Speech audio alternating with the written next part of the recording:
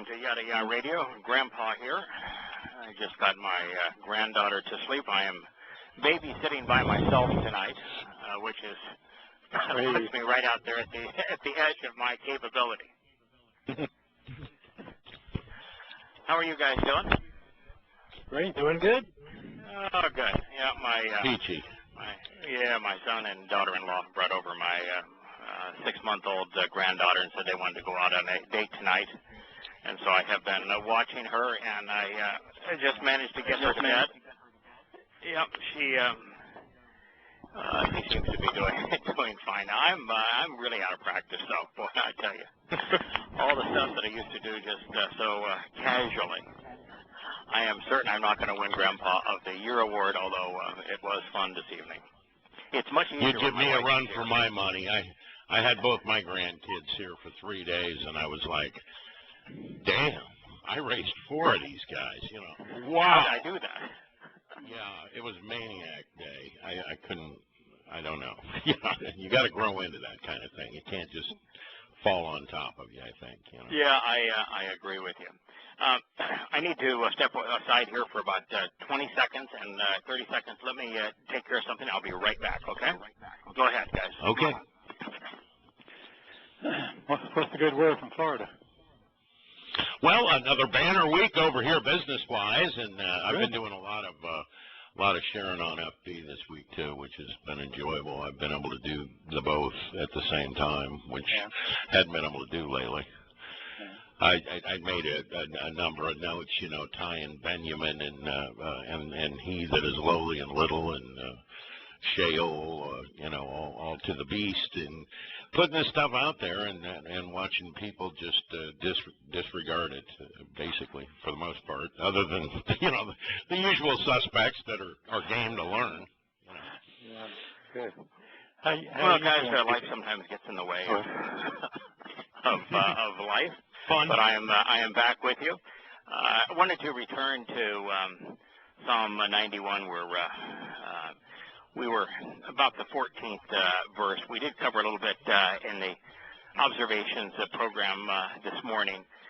The part that I just kind of want to backtrack to, Kirk, that you and I covered, is two things. One is that Yah is specifically saying that the way that he takes care of his family, those who are engaged in doing his business, which is to expose and condemn religious and political institutions, and to convey his testimony, which is almost as irritating to people, maybe more irritating to people than simply condemning religion and politics. But his specific technique for doing so is to use malak.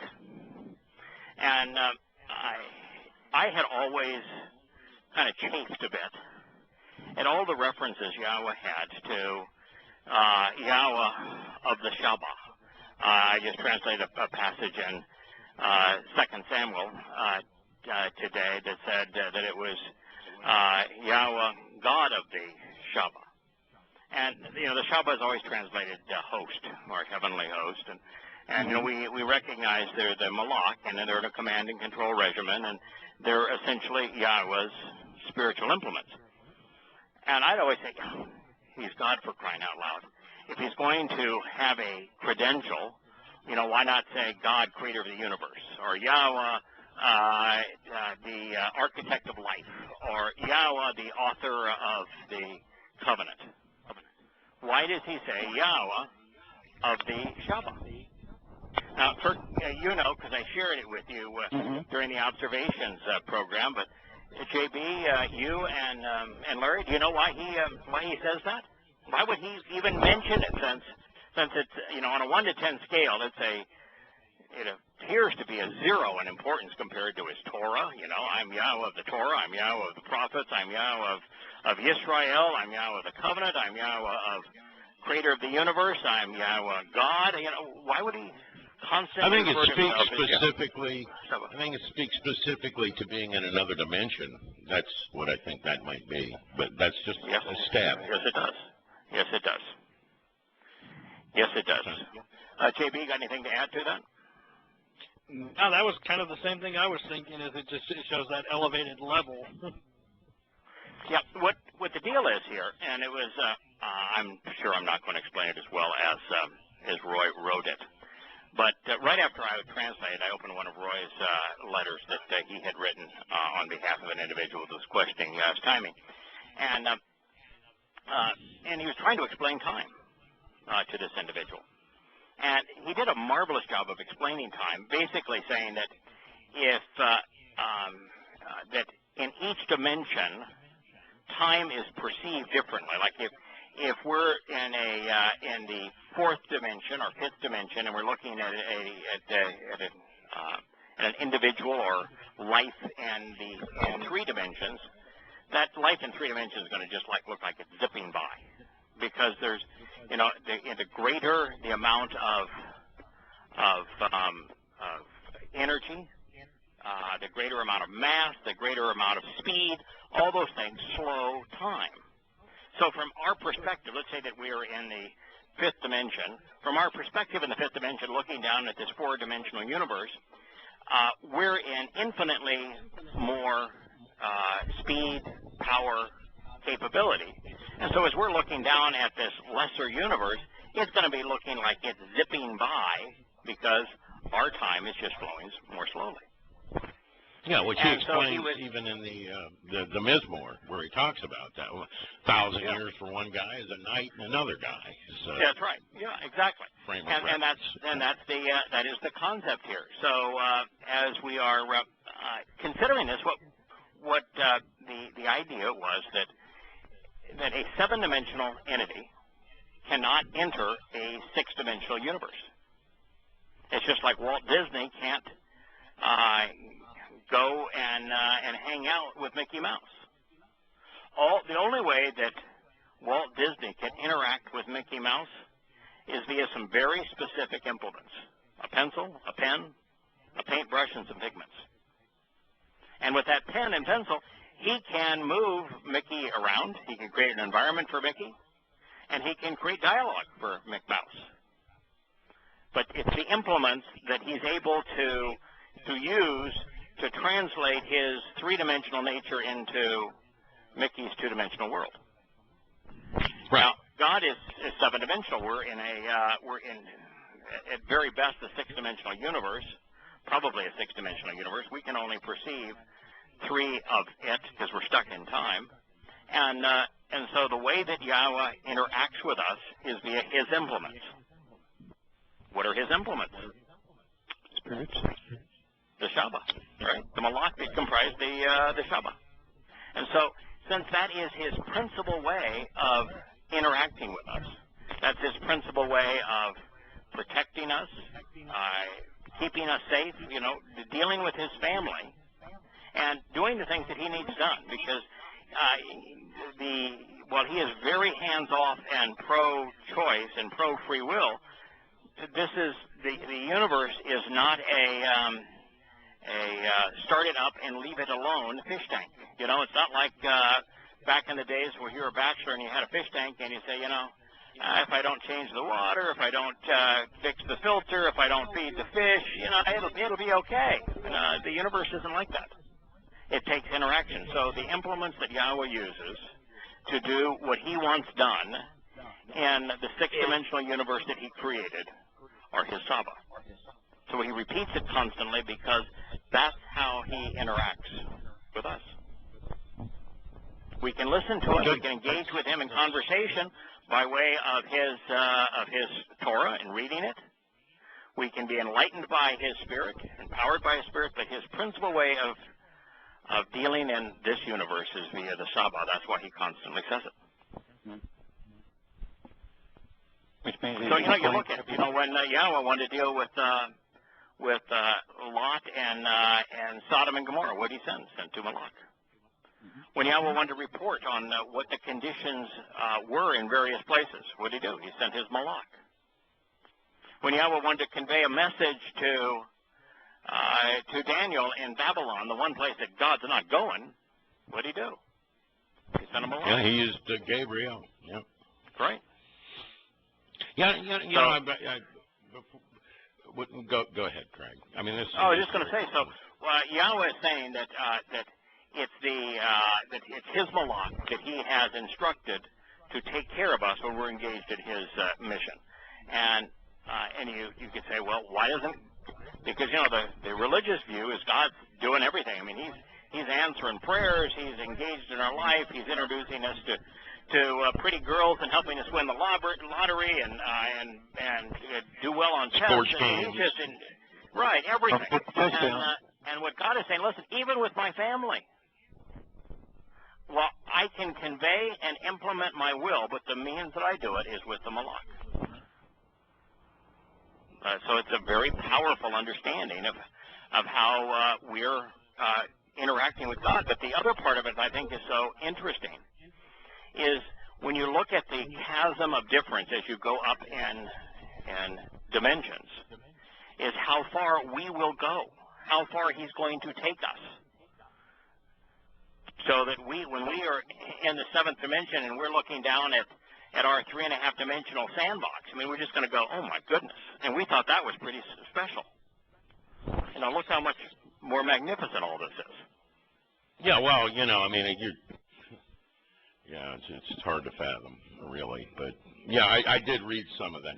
I read that, and what it is, there's a fellow that's convinced Yahweh has already had his seventh day, and he's just not getting that the seventh day of rest is yet to come. That's all. Right. Yeah, and well, Yahweh, through his malach, most certainly has seen and can see any aspect of our future. It's like looking at the book at the end. You can read the end first. Right. Yeah, there are aspects of our future that I think, many aspects, I think he chooses not to see. For example, I am convinced that he knows exactly what's going to happen in the 5 days between Kippurim and Sukkah in year 6000 Yah. And he has shared many of the things that are going to happen in terms of the millennial kingdom. But I think a lot of it he's going to experience firsthand. He's going to return in spirit. He's going to experience them firsthand. Like one of the things that I learned yesterday is that all the speculation as to where the temple is going to go, who's going to build the temple, tearing down an existing Muslim shrine, all that kind of stuff, it's irrelevant. Trying to figure out where Mount Zion is. There's no reason to do that. The Mount Zion that exists on a map now, not right. And Zion really isn't a mountain. It's a signpost along the way. And where is the mountain? It's Moriah. But there's three aspects of Moriah that Zion represents. The first is the city of Dode. And that's the first location for Zion, the first signpost on the way is the city of Dode. Why? Because Dode was camping out with God. This is the place. And then the second explanation of where Zion is, it's 40 feet further up in elevation, just up that same ridgeline. It's the Temple Mount. And then the third explanation of where Zion is found in Yahshua, once in the Psalms, but twice in Yahshua, where Yahweh says, A, I'm going to preserve Zion, and there's only one place. If you look at all of Jerusalem and the area around central Jerusalem, there's only one place that isn't marred with human construction. The summit of Mount Moriah, the place where Yahweh and Abraham met, the place where Yosha was fulfilled Pesach. It's was. I mean, it's just there's a old scrubby bush and some weeds and some rock but the whole area in the summit of Mount Moriah. The summit of Mount Moriah is not the Temple Mount; it's above it. As a matter of fact, it's 700 steps from it. And the summit of Mount Moriah is exactly 777 meters above sea level. Wow. What's exciting about that? That the Hoopy Prince ain't on his mountain. No, the Dome of the Prince. Yeah, the Dome of the Prince sits, somewhere over where the he didn't get the mark first and second temple were. But, that temple is not representative of what Yahweh is going to build. Man's not going to build it. Yahweh's going to build it. And he's going to put it where it matters. He's going to put it directly over where the Ark of the Covenant is now. He's going to put it directly over where he filled Pesach, Matzah, and Bekurim. He's going to put it directly over where he initiated the covenant with Abraham. That's the spot. That's where it's going to be, and he's going to build it. And in the second chapter of Yahshua, he says it emphatically, and he identifies it directly with Zion, and he says it's the highest summit of my mountain. Well, where's the highest summit of Zion? Yeah, it's the very top of Moriah. So it's just the whole thing is fascinating that we've been not only told exactly what's going to happen and where it's going to happen, and when it's going to happen, and who's going to do it, but the story that explains it. There must be. I mean, there's so many insights in the story that explains it. You almost get overwhelmed sharing oh, wow, that's profound. You know, I was sharing it with Kirk with you earlier today. Like the story of Dode that immediately precedes the announcement of where Zion is, because it says Zion and the city of David and the stronghold of the Yebusi are all the same place. Well, the stronghold of the Yebusi is the word for stronghold is ridgeline, elevated position. The city of Dode. It's directly below the Temple Mount.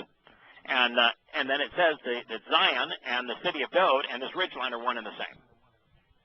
But in the explanation that leads to it, I mean, there's so many powerful insights. Like, you know, how old was Yosha when he started his mission? 30. How old was Dode when he was anointed king? 30. I'm going to guess 30. That's the answer. How old was Yosha when he completed his mission? 33. How many years did Dode reign in Jerusalem? I don't know. 33. 33. I mean, that would have been my guess based on this conversation. How many days was Yosha tested?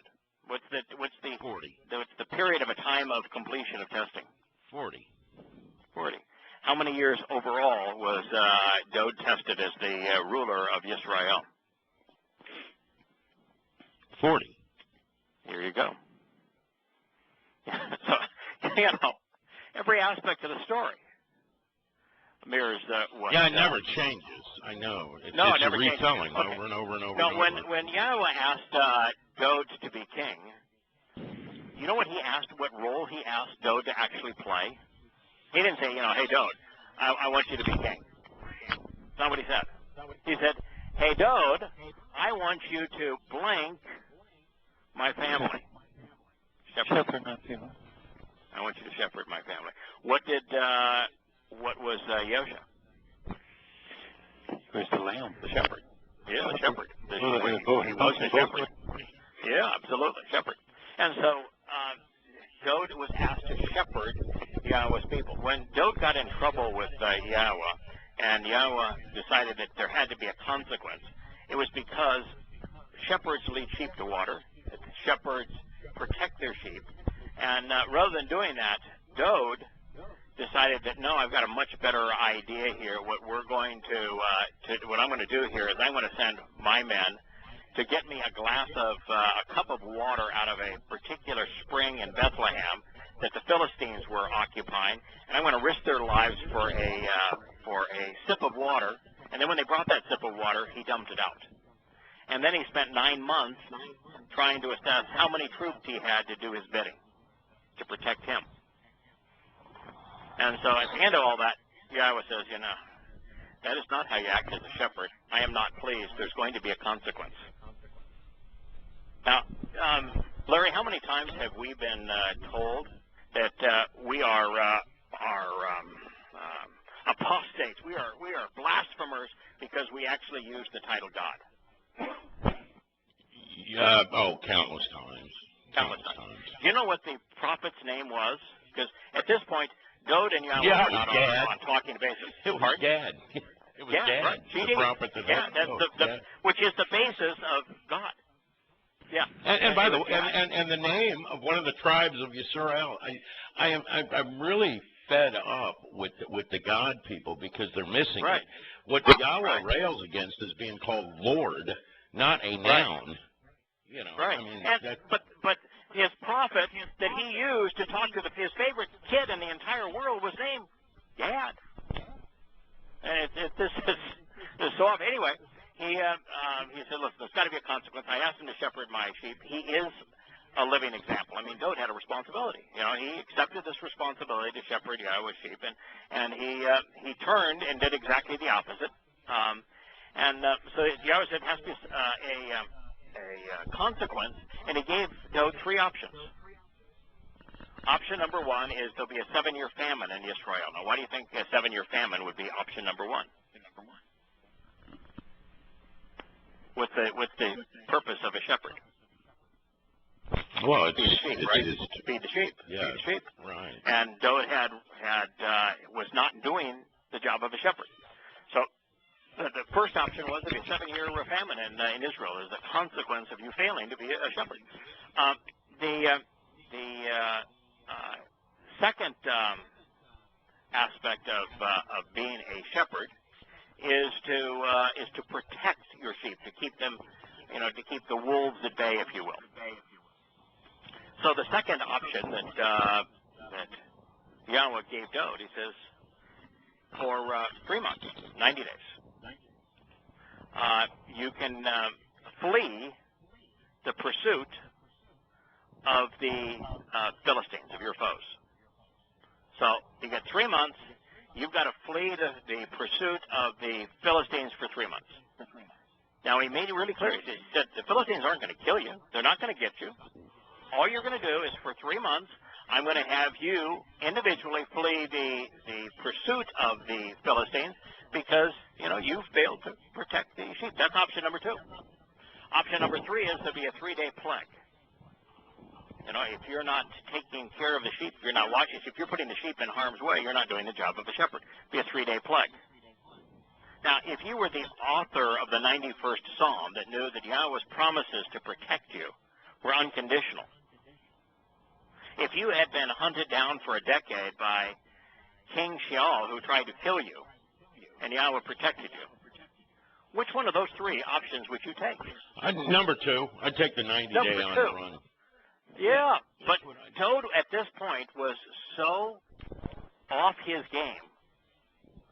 He didn't pick number 2. He just said, I can't even bear the thought of being turned over to the hand of humans. And he said, so I can't pick number 2. He was like Towrah. He added things to what God said. He didn't listen, and he was really off his game. And so he picked option 3. 70,000 people, about 1% of Israel, died of a plague. Died of a plague. Dowd finally got it and said, hey, man, it wasn't their fault. It was my fault. Yeah, well, why did you pick option number 2, idiot? I mean, you wrote the 91st Psalm, and when he said, listen, you can't keep on this with them. It's my fault. And then he said, okay, I'll tell you what. I want you to go to the threshing floor of this fellow, and he went there, and I want you to buy it from him, and that's where I want you to establish an altar, and that'll be the place where we'll make the sacrifices. And that happened to be that. In fact, we're told that is on Mount Moriah, just up the hill from where his home was, and he went there, and the first thing he did to the Aruna, the owner of it, is said, I want to buy it from you. And the guy said, no, I know your God. And I know your relationship with your God. I ain't selling it to you. I'll give it to you. But it's for darn sure I'm not selling it to you. If you want to do something, then make a sacrifice here. And Dowd's response was, no. The sacrifice cost me nothing. Well, there's an underscore that, the sacrifices cost us nothing. We're eating the animal. It's part of the feast. He said, no, I can't. That's not acceptable. That cost me nothing. and he bought it for 50 shekels of silver. And that is the place where the temple now once stood. Of course, it's a dove in the hoofy print now. But it's quite a story, isn't it? Yeah, no, it is. It is, and it goes to show that Dode got back on his game with that answer. I mean, he got, you know, you got people making sacrifices all the time in the name of religion. You know that. I mean, that's part of the whole religious mindset. Is what are you sacrificing for God? You know, like he's this sort of sadistic monster up there. You know, and but you know, for Dode to say, listen, pal, I want to buy it. I want a fair deal. I don't want to take it from you. I want to buy it because I want it to cost me something here. I want to make an investment and being a shepherd again. That's what Joe basically says. I want to make an investment in being a shepherd again. So I've got some skin in the game. Ever heard that, skin in the game? He just said I want some skin in the game. And, I even thought just a moment ago about my own little tiny world. But to communicate Yahweh's testimony and his insights, I've got skin in the game. I pay for these websites. I pay for the place where the forum is. I've invested money and constantly invest money in tools and in the websites to kind of have skin in the game. Yahweh has no issue if you want to invest in the relationship for the benefit of others. Dode was an example. He made an investment in the relationship. Did he have to make an investment for himself? No. Yahweh said he was perfect. But it certainly helped the rest of us, didn't it? Yes. That he did this. So it's quite a story. And then, what's just so amazing now is that for Yahweh to explain precisely where he was crucified, which is, by the way, exactly 700 steps from the Temple Mount to the location, and then talk about that he's going to himself conceive, design, and erect on the day that he returns. I didn't say the day he returns, but upon his return, I think it's going to be done during the 5 days between Yom Kippurim and Sukkot. But it's definitely during that period of time, and he says it's going to be in the highest summit of my mountains. And so it is so obvious what he's going to do, where he's going to do it, when he's going to do it. Is it amazing that there's so many people with theories they're trying to promote?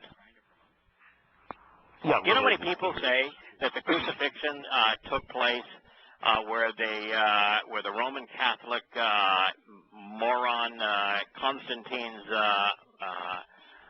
wife or mommy, I've forgotten which one of the two it was, decided that would be the place, and they built an ugly church there, and it sits on low ground directly west of the temple, having absolutely nothing to do with the ridgeline of Moriah. And this looks good. We'll use this one. And then they have a tomb that's the Church of the Holy Sepulchre, where they have a big church there. Well, I can't promise you for absolute certain that the Garden Tomb is the place. You know how far the Garden Tomb is from the summit? Let me guess. Maybe 700 paces or something. No. What? 70. What? 70. Everything's 70. Yeah, well, I'm just taking a stab here. I've never been there, so I don't know.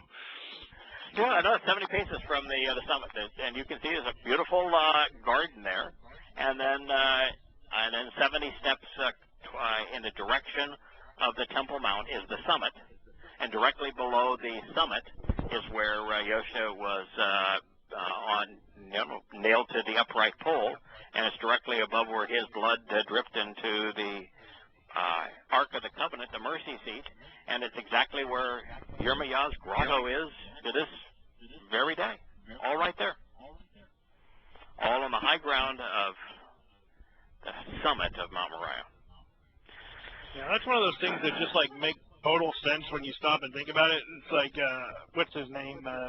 the guy who claimed the ark. I can't remember his name now, but Ron Wyatt. Ron Wyatt. Well, Yeah. well, there may be questionability to him, and okay, but the thing is, like, his conclusion makes sense. For the fulfillment of Passover to have been, the Ark of the Covenant would have had to have been located where his blood could have been spilled on it. It's like, that is correct. This is common sense. How come no one's thought of this before? Yeah, because Yahweh is 100% predictable. 100% predictable. Well, the thing is, the reason no one's thought of it is Christians are so adverse to recognizing that it was Passover. So he is. They don't want to admit that, so they won't even consider that in their... No, the Ark of the Covenant means nothing to them. It's an Indiana Jones crusade. It has nothing to do with their salvation or their relationship with God. But even Ron Wyatt figured out at the end. And you even get down to the point where they malak that's guarding it, and it's the malak, of course, makes perfect sense. Is there, and he says, I'm going to lift up these tablets when they enact the Sunday law, and Ron knew that was a serious problem. That's why he said, all my life I've kept this to myself. I've never said this because of the controversy associated with this, but he didn't tell me until the abomination of desolation. He told me until I'm going to hold this up when they enact the Sunday law, because you know what that means. That the Torahless one is going to impose Christianity. It's the only one with a Sunday law. That's a really bad thing. That's pretty rough going out a Christian. Understanding your religion is just associated with the beast. Wow. I know. Wow. Yeah. That the Torahless one that you call the Antichrist is going to impose Christianity.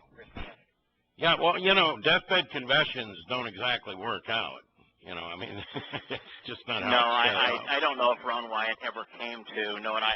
The truth, I do know that the last thing that Ron Wyatt wrote is a manuscript that's not even published anymore, but it was a manuscript I got a copy of where he put the pieces together.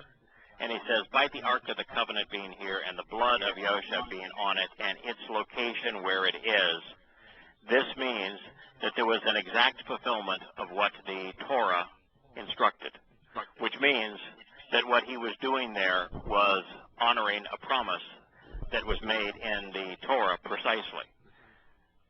So, if you read his last writings, he definitely got that part. And of course, we read that all over the Torah and the prophets and in the Mizmors and Mashals, and it's repeated over and over. I'm the one doing the lifting. I'm the one making the sacrifice. Wow. Over and over we read it, and it's real clear. And that's one of the other reasons that we know Sheol is such a fraud, because he doesn't point to any of that. I mean, he points to this piece of wood as oh, I know. The cross, and his God dying for your sins and for his faith that doesn't explain, but simply says, believe me, and the death of this caricature of God is going to be that which saves you. And it's pathetic. Once you come to know Yahweh, the thing that you can't stop talking about is the connections. It's how the Torah is manifest in his life. It's how Yahweh fulfills through the conditions of the covenant and the benefits of the covenant, and how the conditions of the covenant, while they are requirements, are actually benefits, and how the 7 invitations to meet with God, while they are appointments, are all parties. And you keep on saying this is all overwhelmingly positive and wholly and completely credible and marvelous. What in the world is the problem with the world rejecting it? One of the things that I thought was, you talk about making connections, right? And of course you came up with the actual translation of Benjamin, and you did that, really in a very thoughtful but very simple way, where, Raquel is saying, right. Benoni. Right. My son of unrighteousness, my son of idolatry, my son of iniquity, right? Right. And then the father went on to name him Benjamin. There's only one person on earth that knows him. Right? He had lived her. with him for 9 months. Right. Yeah. I watched my daughter-in-law, recently through the pregnancy and birth, and I said, you're going to really fall in love with her when she's born. And she says, oh, I'm already in love with her. Mothers know their fetuses. They have personalities. They know them, and this mother knew there was something really, really, really disgusting in her womb. Yeah, I mean, what mother would say that kind of thing? And for it to be written down in the midst of Yahweh's Torah, there's only one reason that would be written down for us in the midst of Yahweh's Torah. Something seriously amiss with Benjamin, and of course he became the plague of death. So then this goes on to say, upon their open hands, I want them to actually and continually lift you up, preventing you from stumbling by striking your foot or your stance or your journey of explanation against a stone. And if you get into Nagab, it keeps you from being tripped up. And Regal, it speaks of an examination and investigation to gain information so as to teach others to walk. And I think we were talking about this last week, Larry, and I said, you make a lot of bold statements. Has anyone ever tripped you up? No, I told you no. Not using Yahweh's words. No, not ever. I know right where to go. Right. I did. I was a guest on 3,000 talk radio interviews, where you can be assured that on all 3,000 of those, the host did not want to be associated with what I was saying. Yeah, I'm sure of that. I listened to one. That's where I heard you. Calls from people on a huge percentage of them. And hang on just one second, guys. I want to talk to my son. He came to pick up his daughter. I'll be right back. Okay? Yes. While we got a break, we can talk about this idiot in the chat room, I Am the Universe, who has no interest in listening to the show or coming to know any of us, just wants to tell us all these facts and show how smart he is, when really he's completely ignorant of everything. Why do they join in? Kind of a clown. Started out with Bible things like we don't know. Like, the term Christian never used in the Bible. No shit, Sherlock. The term Ark of the Covenant never used. No, it's not. But if you read Shemot 25, there's a very, very detailed description of it, and it's mentioned several times after that. It's never referred to under the name Ark of the Covenant, but it's there. But he's going to show off how smart he is. Yeah. He used the term Bible, probably not realizing that holy it was the consort to the Eastern sun god Krishna. She was. And Bible is the sun, of course, taken from the sun goddess Biblia, and also shares the same root with Babylon and Bebel, which is confusion. And, of course, tying all that into Halal ben Shakar, which is Satan's name, which is the arrogant son of the morning rising sun. We don't really care what Bibles say. I am the universe. It looks like you are the ass of the universe from where we sat, because we're not interested in Bibles or your nonsense. How's that? That was good. Exactly. Thanks. You can show off how smart you are, but you don't even realize that Bible's an inappropriate term. Some are weak and shallow. I am Fred says. just asked why people don't use their real name in the chat room. And my personal account is under my real name, but I log in under the Yada account when we do the show for this particular reason right here. So when people like this show up, I can just kick them right out. Because that guy has no interest in listening to anybody, and he's just going to be a distraction for the rest of the show, so no point in having him. No, just get him out of there. We had a person that was being an irritant. Yeah. Oh, yeah. I am the ass of the universe. I guess. Yeah, I was telling us the term Christian isn't in the Bible, and I told them we don't use Bibles here. You know, I mean. By the way, the term Christian is in the Christian Bible. It's Christos is an eye doctor. Yeah, it's medical case. What's interesting is is that it does appear the first time that it's actually written out. It's actually written out Christusians, which would mean useful implements. And so Christusians would have been a really good translation of the Masayah, the aspect of Yosha. Although, to be fair, even if you came up with Christusians, you would never use it as a title because it was it's a Greek translation of a Hebrew concept. And the other part of it, of course, that I think is hugely wrong. And I tell you, I hardly ever use the term Masayah anymore, even though that appears 22 times in the Torah, Prophets, and Psalms. It's a name in the Torah, Prophets, and Psalms. Appears 22 times. And we know that the title, HaMashiach, never appears. No. The two times that it's considered to be so important is when it's Daniel. In Daniel, and both the times in Daniel, it's a adjective depicting a specific kind of messenger, saying that the messenger was prepared and set apart and dedicated to serve as a messenger. So it was a modifier of messenger. The two times it appeared, it was not a title. Never appears as a noun, as a proper noun, or preceded by the definite article. And so the Yahusha is so instructive in explaining who he is and what he's doing and who is doing it. That, personally, I'm a huge fan of Yahusha as a identity statement and mission statement, but I'm not. I just really don't see much merit in using Masayah, and certainly don't want to use Messiah. And HaMashiach is not accurate either.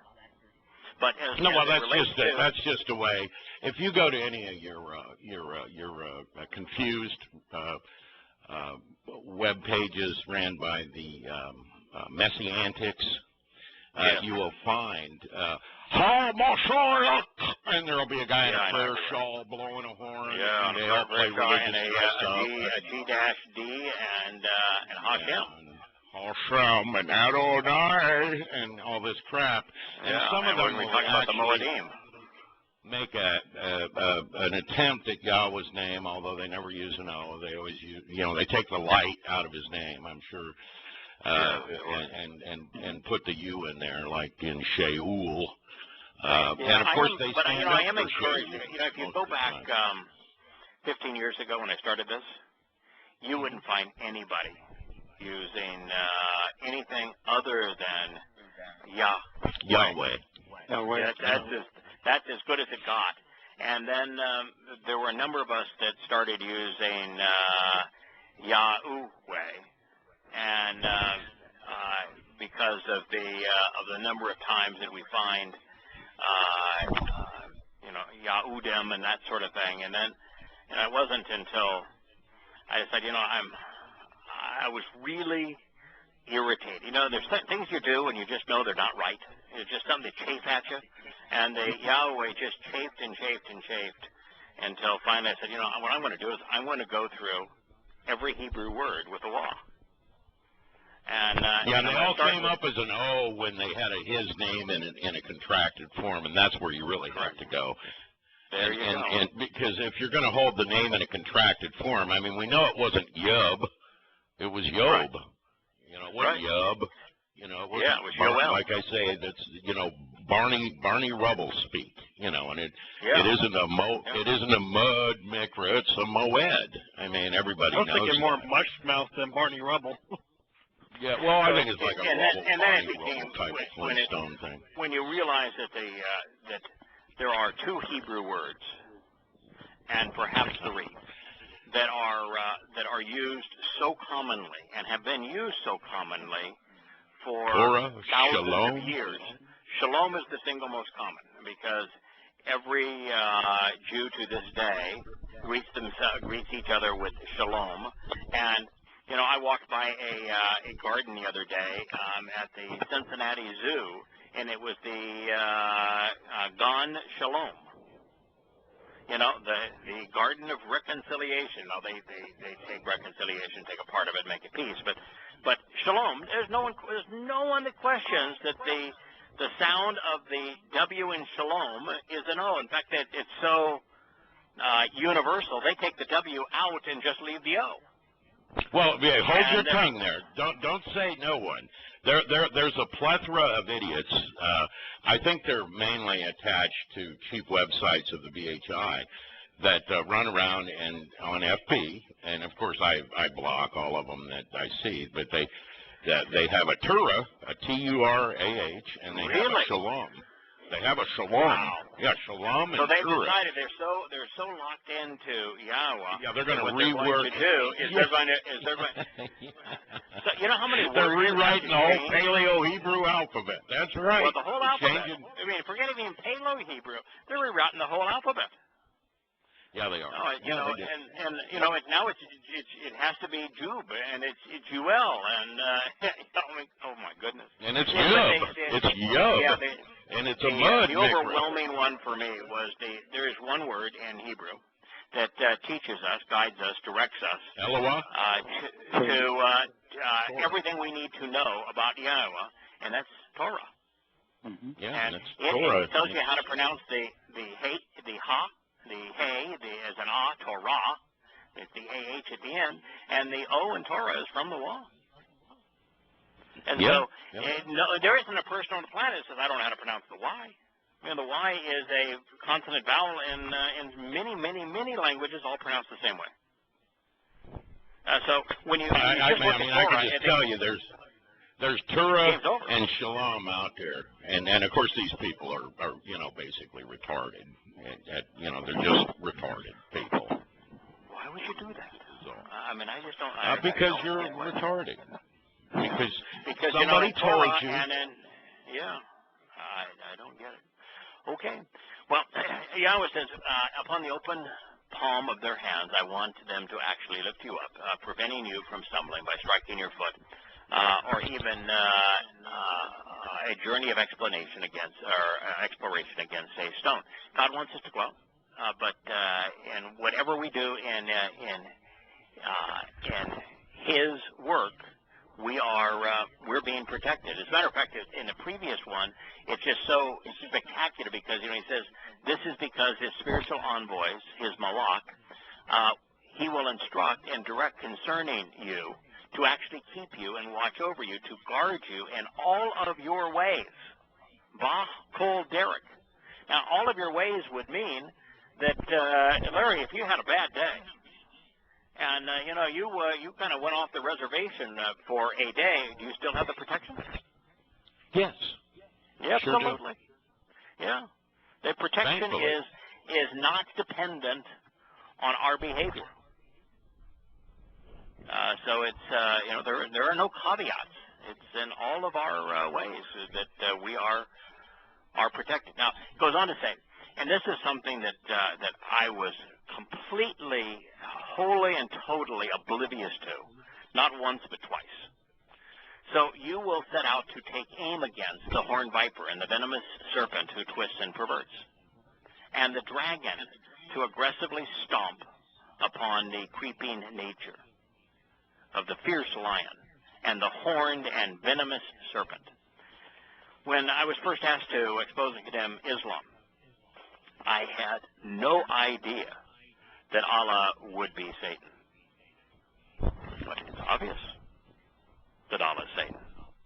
Allah spends all of his time in hell. He spends all of his time doing demonic things. His initial encounter with Muhammad was a demonic experience. Muhammad even said, I've been demon-possessed.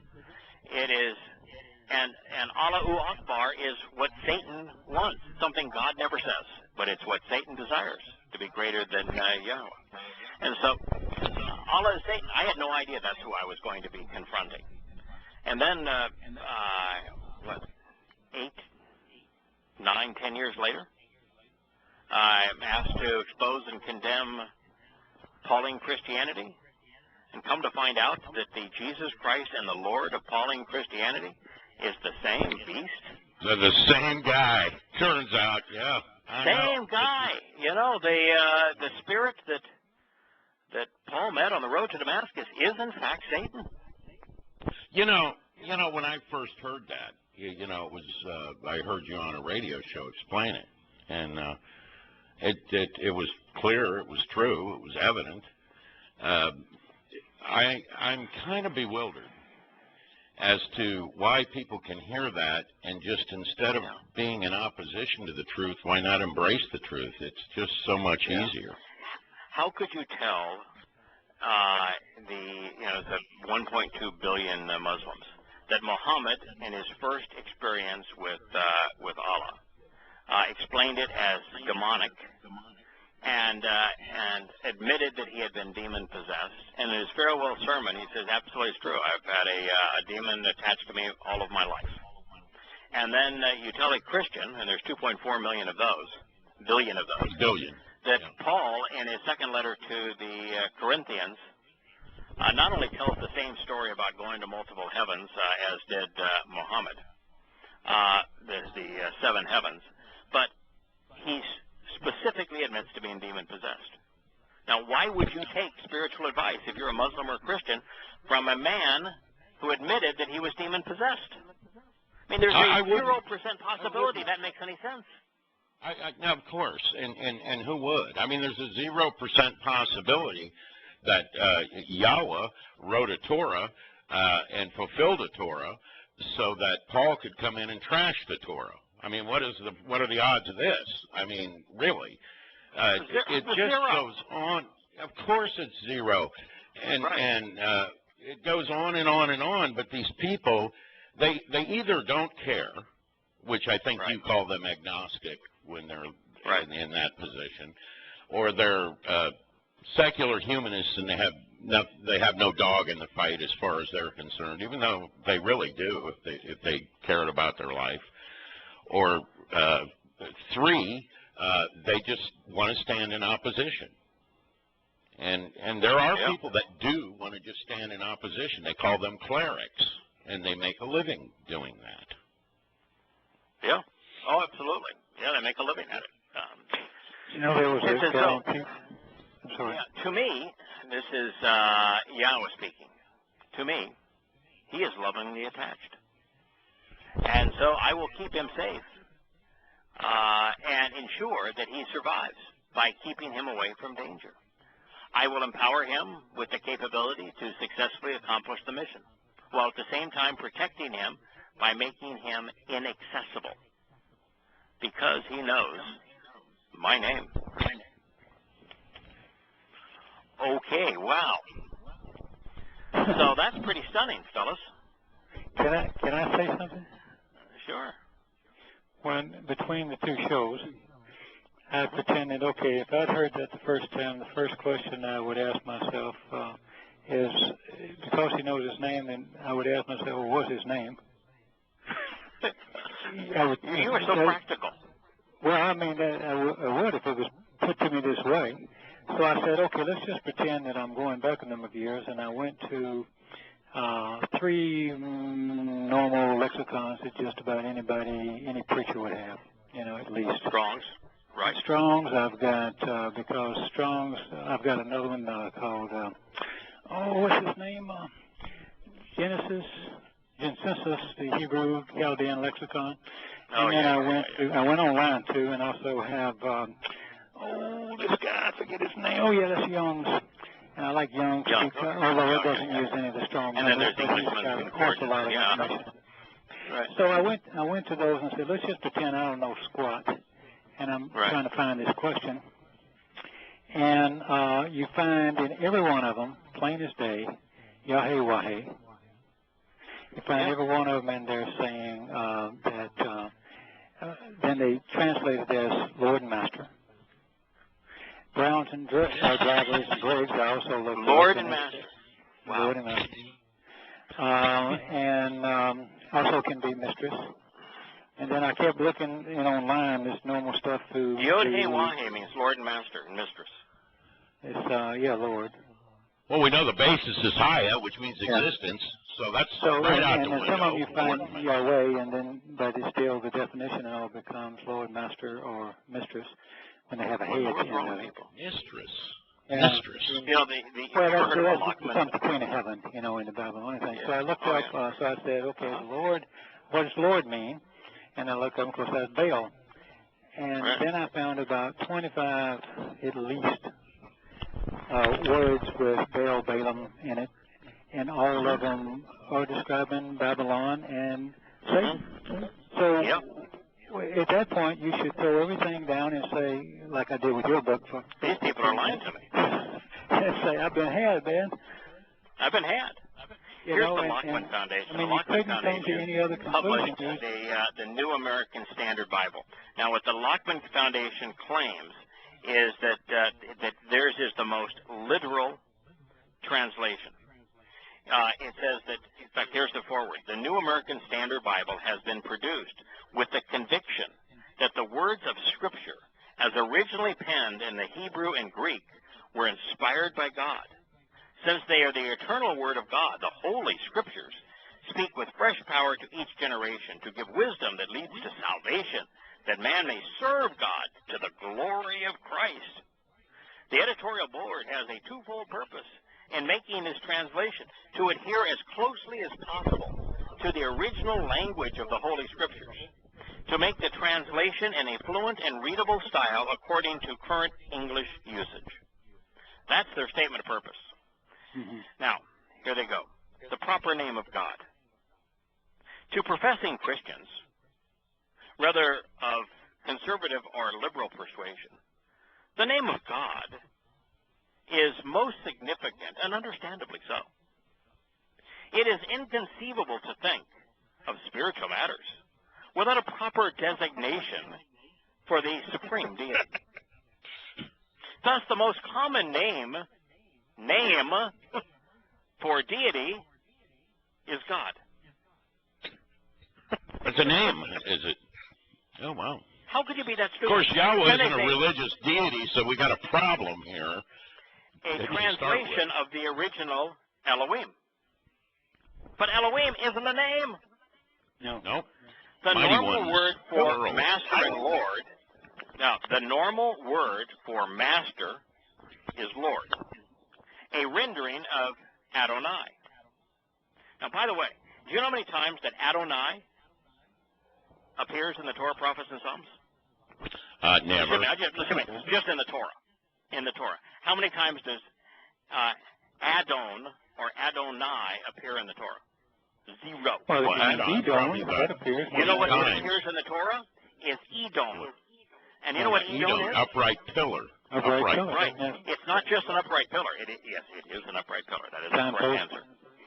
No, it's the upright pillar that's set into the foundation of the tabernacle that holds the roof up. Oh, the roof on the tabernacle, of course. Yeah, it's the pole that enlarges and secures the roof of the tabernacle. So it's just not any old ordinary pole. It's the centerpieces of Yahweh's home.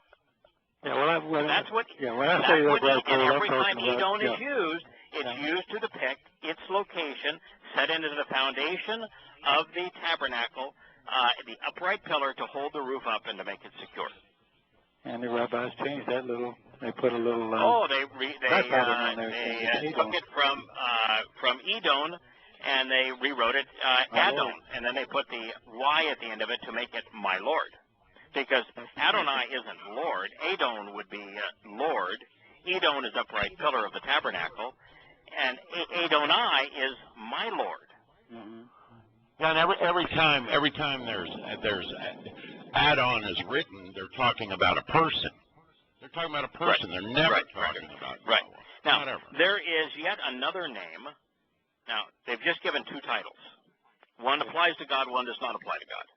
There is yet another name which is particularly assigned to God, which are now, you couldn't have a name that's assigned to a name. If God was a name, they've just contradicted themselves, haven't they? Mm-hmm. So the name assigned to God, that means that God is a title. Right. It's like saying there's a name assigned to the President of the United States. There was a name assigned to Caesar. Yeah. So by writing it this way, they're already admitting that they know that God is a title, not a name. Right. As his special or proper name, that is the 4 letters YHWH. See Exodus 3 and Isaiah 42:8. Why not just write Isaiah's name correctly? Yashayah or Yashayahu. By the way, Isaiah, Yashayah, and Yashayahu. The first time that in the Dead Sea Scrolls that Yashayahu introduces his name, it's Yashayahu. The second time he announces his name, it's Yashayah. So both are acceptable. It says, now this name has not been pronounced by the Jews because of their reverence for the great sacredness of the divine name. Now, if you thought that something was special, it was so special, nothing was more special to you than your name, Larry. Would you make certain that no one said it? I'd hide it from the world. Sure, I'd hide it from the world. That'd be my first thought. Yeah, I'll make sure nobody knows it. Right, the thing that's the most important to you, isn't that the thing you're going to treasure the most? When you were a little boy or you had a daughter and she falls in love in school, doesn't she write the little boy's name all over her books and all over her? Absolutely, yeah. So, I mean, this is that I am so stupid I can't think with this right. Therefore, it was consistently pronounced by and translated Lord. How do you pronounce YHWH? Lord? I mean, you tell me, how do you... It's not pronounced. It ain't pronounced. I mean, the people that wrote this are either stupid. Yeah, the editorial board of the Lockman Foundation, who printed the New American Standard Bible, are either so stupid that they ought not write anything down and publish it because they're making fools of themselves, or they are being purposefully and deliberately deceptive by putting together a case that is so obviously false that they think that the audience that they're selling this rubbish to is too stupid to figure it out. So they go on. It was pronounced and translated Lord. Lord is not a translation of Yahowah. It is not a pronunciation of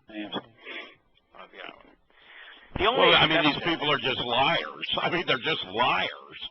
I mean, that's all. They're straight up evil liars. Right. Yeah, that's fraud. I mean, there's nothing more to it than that. It goes on to say, the only exception to this translation of YHWH is when it occurs in the immediate proximity to the word Lord. That is Adonai. Adonai is not the word Lord. Adonai means my Lord. In that case, it is regularly translated God in order to avoid confusion.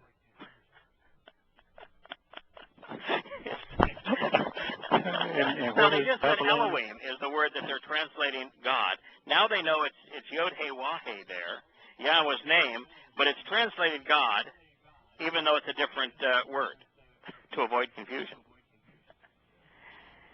It is known that for many years, YHWH has been translated or transliterated as Yahweh. No complete certainty attaches to this pronunciation. No, that part's true. And however, no religious significance either, right? Wait, there is no certainty that it's attached to the pronunciation Yahweh, because the hey is essentially never pronounced eh. An ending hey is ah, and the verb that explains Yahweh's name as he gave it to Moshe as Haya. So there's no question that the Hey is an Ah, both the first one and the second one, not just the first one. And they didn't pronounce the W. They just left it as if it wasn't a vowel. However, it is felt by many who are in touch with the laity in our churches that this name conveys no religious or spiritual overtones. Well, it's for damn sure it doesn't convey any religious overtones. that part is true. And if your spirit is the spirit of Paul, then it doesn't convey any spiritual overtones either, but not in the way they make it. And devotional background. So there's no devotional background. Now, what did Yahweh say? To me, he is lovingly attached, and I will keep him safe and ensure that he survives by keeping him away from danger. I will empower him with the capability to successfully accomplish his mission while at the same time protecting him by making him inaccessible because he attaches no significance whatsoever to my name. Oh, no, I didn't read that right. Because he actually knows my name. It is strange. They're saying Yahweh. Strange. It is strange. It is uncommon. It is without sufficient religious and devotional background. No amount of scholarly debate can overcome this deficiency. Hence, it was decided to avoid the use of this name in the translation proper. Go to hell. And they will. And they will. That's a direct violation of the third statement, Yahweh etched in stone, of which he said, how much forgiveness is there in association with violating the third statement? I forget the word all of a sudden. None. There's none. You would not be it's lo shoah. If he asks you, lo nasha, which is do not lift up, do not advance, do not tolerate, do not accept, do not promote. Right. Yeah. Anything that negates shoah. Anything that negates my name, Yahweh. I will not forgive. Lo Shoah, I think it's the... Yeah. Lo Yasha, I will not forgive.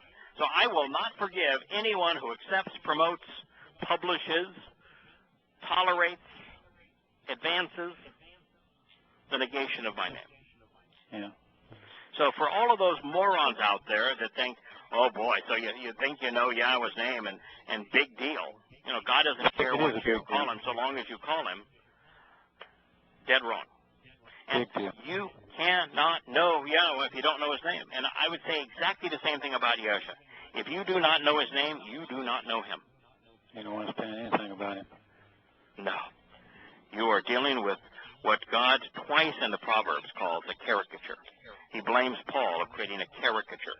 You know, a caricature is what Islam does to Abraham, what Islam does to Isaac, what Islam does to Dode, is what Islam does to Yosha. It creates a caricature.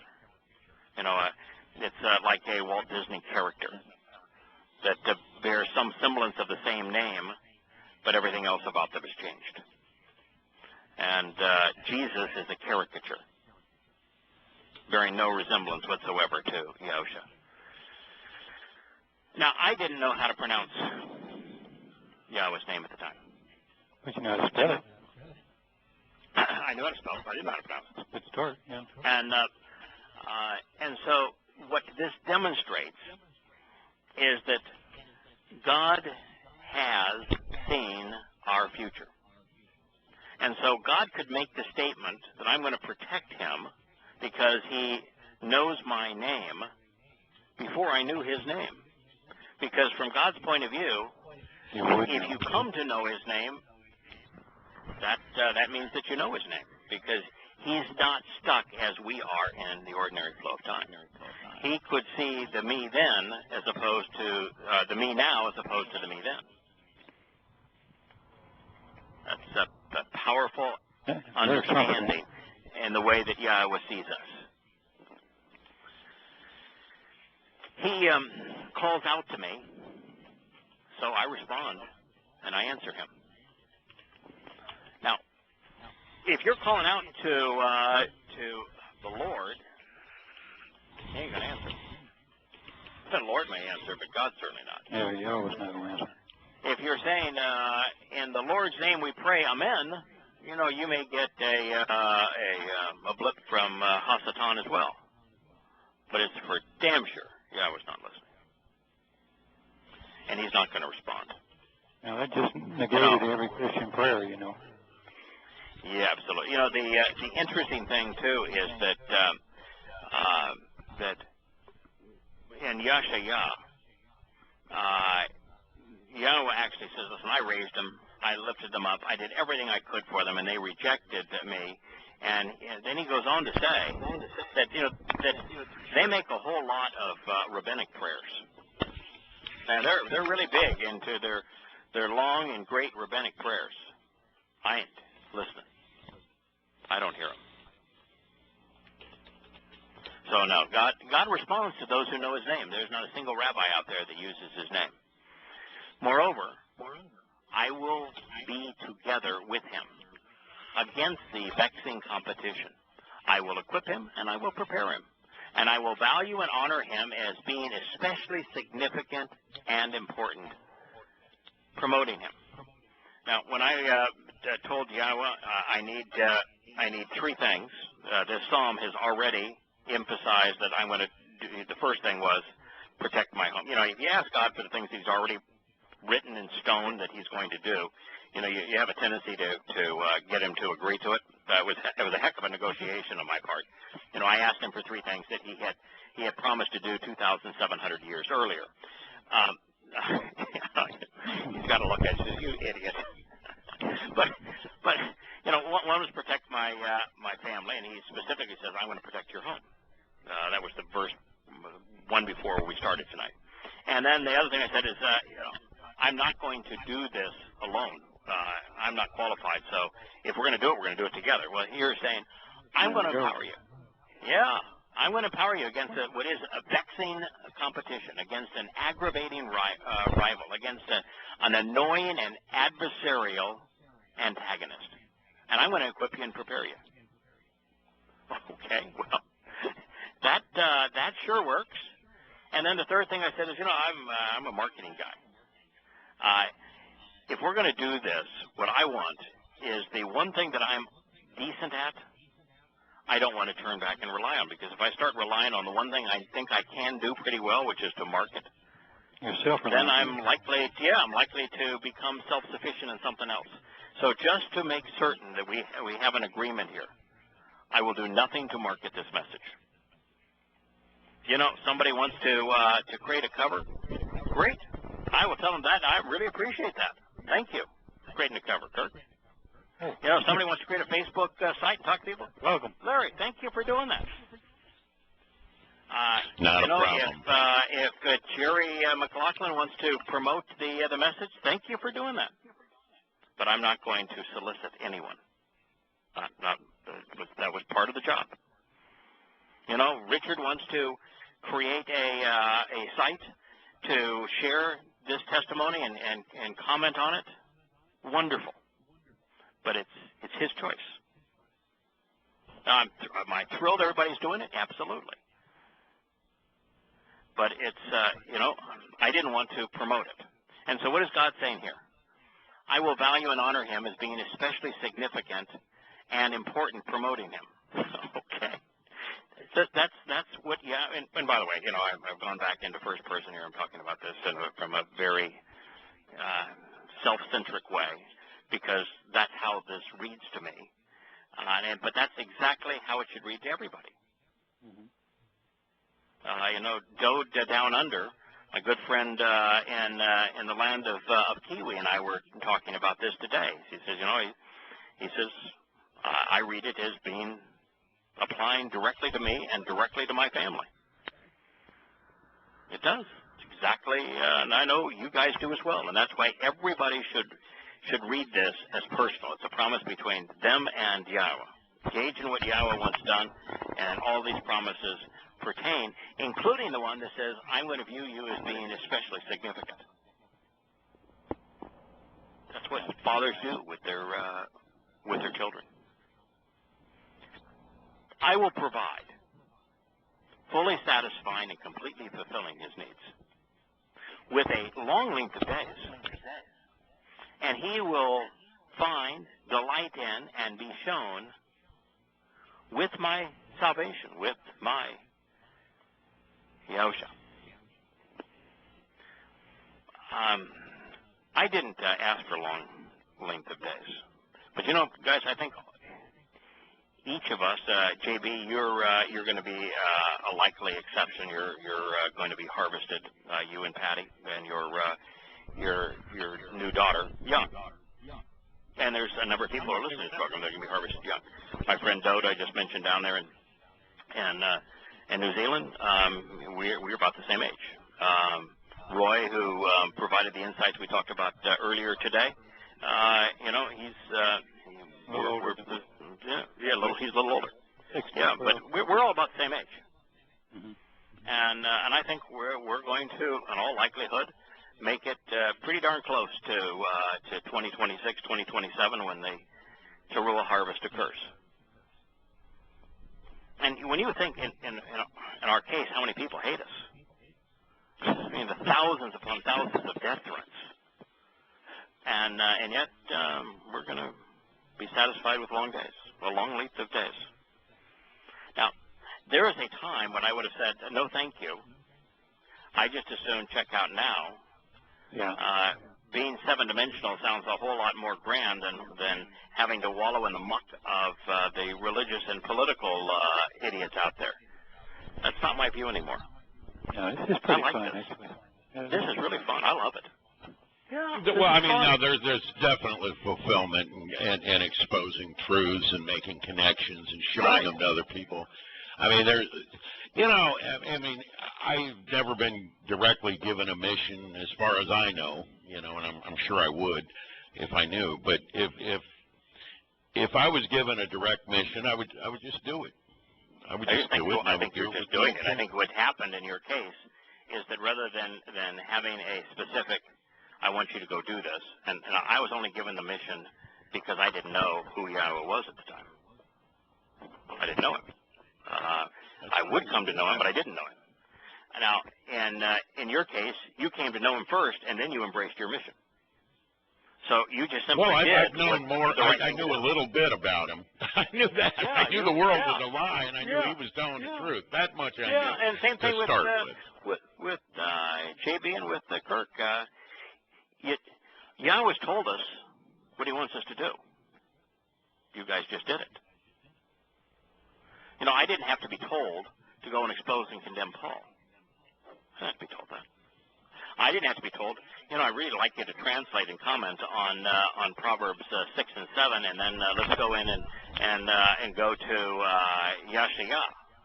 You don't have to be told, because we have been told. You know, why do you need a that's one of the things that really pisses me off about, excuse the language, about Christianity, where they're constantly saying, no, I'm seeking God's will for my life. He told you his will. His will. You know, why would I ask God, hey, God, what would you want me to do when he's told me what he wants me to do? Which is the same thing. You know, that's one of the things, you know, that you brought, that's one of the things that's always struck me about people.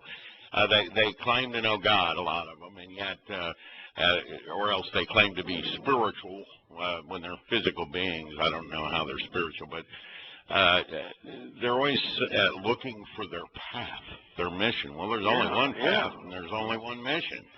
That's correct. Now, you know, and I felt once I found that out, does have two. I mean, it has multiple aspects of the mission.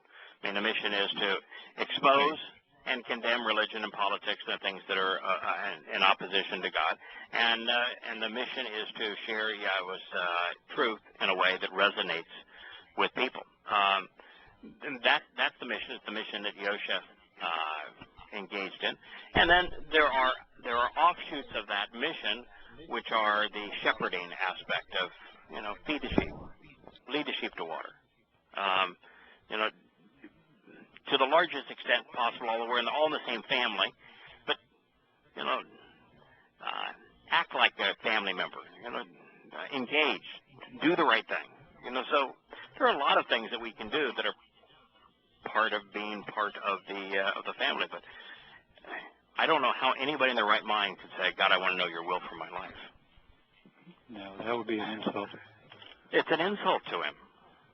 God, he's told us so many times and in so many different ways.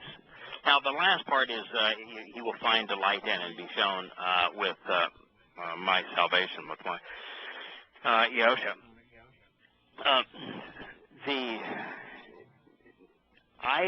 Once I came to know Yahowah, now I'm going to tell you that when I was a Christian, I was begging to be saved all the time. Once I came to know Yahowah, never once asked to be saved. Never once. Isn't that amazing? How much time we spent on that? Yeah, how much time we spent on it, and now it's irrelevant. I already saved you, but don't forget to save me.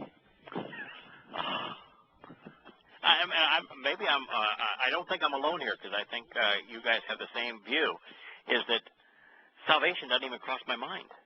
No. What's being saved about it? I mean, come on. I'm looking forward to continuing in an even greater way to do what we're doing.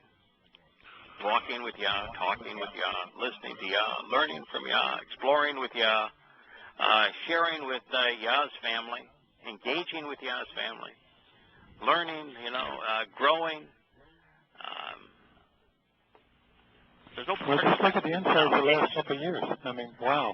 And the great release on the whole thing is knowing that because the Torah was written in such a way that absolves us of our darkness, that obliterates it. We don't even have to worry about, am I doing the right thing? Don't even have to worry about it. Because Yahweh is constantly bathing us in his perfect light. So we look, I might view myself as dented and flawed, and I think that's helpful to have that view. Not the way Yahweh sees me. Not the way he sees any of us. Well, it is so, you have to be you don't have to worry. You don't have to be very good at this. He said you have to engage in it. Yeah, you don't have to be you don't have to be very good at it, but you do have to engage in it, and the right answer is just everywhere. Yeah. And it's reinforced in so many different ways, and it's just like, why did anybody wonder that Yahshua would begin his ministry at 30? Why did anyone wonder that he would be 33 when it was over? Why would anybody wonder that he would be tested 40 days and 40 nights? It's all there in the depiction of Dod's reign.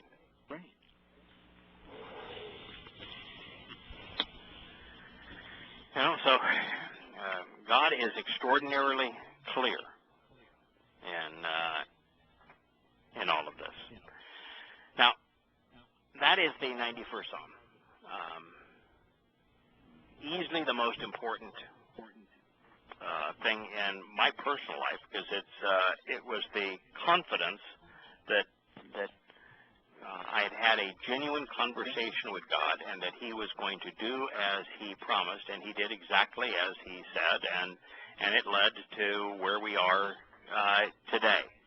But as I was sharing the first chapter of Observations for Our Time, which is a review of Proverbs 6. And we started in Proverbs 6 because a member of the family that we just, I don't know about you, Larry, but the rest of us kind of like this guy, William the Elevator Man. Yeah, we like it. I know. You're actually the guy that's probably my best friend. I know, I'm giving you a friend. Yeah, I know, because you spend the most time with him. I only know him for the voice through the telephone and from an email. But he sent an email. And it was, and I'm not very good, and I'm going to apologize right now. I am not very good now at responding to emails. I respond to maybe 1 in 20 emails. And there's a reason I'm doing it, and it doesn't make it right. I'm just telling you this is the reality, so I hope that you cut me some slack and don't get too mad at me. But I am finding that this return to translating and learning and sharing is very rewarding. and I'm just fixated on it. I get up in the morning, and this is what I do, and I do it all day long. And then and to go into emails and move away from it is right now is not as much fun, or I don't even think is useful right now, as focusing on translating passages that we hadn't considered before and coming up with insights relative to them.